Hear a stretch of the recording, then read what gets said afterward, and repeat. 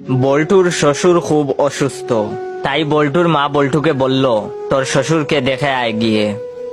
বল্টু বলল, আমি ওনাকে গিয়ে কি বলবো মা? তখন তার মা বললেন, বলবি আব্বা কেমন আছেন, যদি বলে ভালো আছি, বলবি আমিও তাই আশা করি।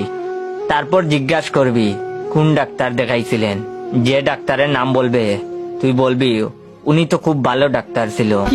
তারপর জিজ্ঞেস করবি আপনি সুস্থ হবেন কবে, যেদিনের কথা বলবো তুই বলবি সেই দিন আমি খুব খুশি হব।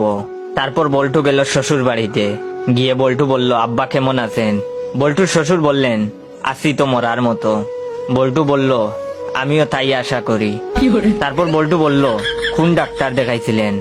বল্টুর শ্বশুর বললেন, আজরাইল।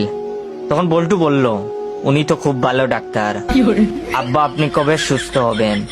বল্টুর শ্বশুর বললেন, দেহ থেকে যেদিন প্রাণটা বেরিয়ে যাবে সেই দিন। এখন বল্টু যা বলল তা শুনে তো বল্টুর শ্বশুর বেহুশ।